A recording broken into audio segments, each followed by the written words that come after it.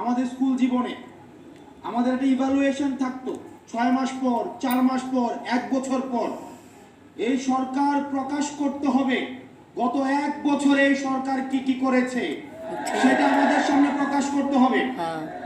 2 নম্বর বিষয় হচ্ছে পরবর্তীতে যতদিন থাকে সরকারের কি কি পরিকল্পনা রয়েছে, বিশেষ করে 3টা বিষয়ে। 1 মিডিয়া, 2 অ্যাডমিনিস্ট্রেশন এবং 3 মিলিটারি।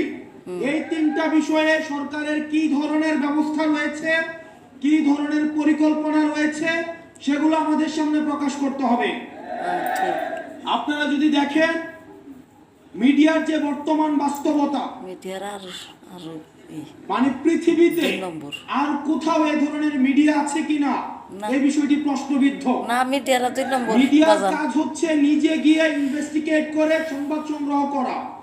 আমরা সেই জায়গায় দেখতে পাচ্ছি বর্তমান অধিকাংশ মিডিয়ার ভাইয়েরা এসে যারা নির্মোহভাবে বস্তুনিষ্ঠভাবে যারা কাজ করতে চায় তারা আমাদের কাছে এসে অভিযোগ জানায় যে ভাই মিডিয়ার যে মেকানিজম সেখানে কাজ করা অনেক বেশি ডিফিকাল্ট হয়ে যাচ্ছে।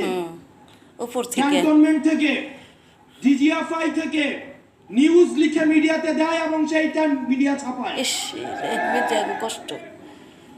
এবং আপনারা দেখেছেন সম্প্রতি মিডিয়া কিভাবে নগ্নভাবে এই গণ অভ্যুত্থানের স্বার্থে যারা জড়িত তাদের ক্যারেক্টার অ্যাসাসিনেশনের জন্য, নারীদেরকে কিভাবে বিতর্কিত করার জন্য একটা চেইন, একটা অ্যাপ্রোচ নিয়েছে।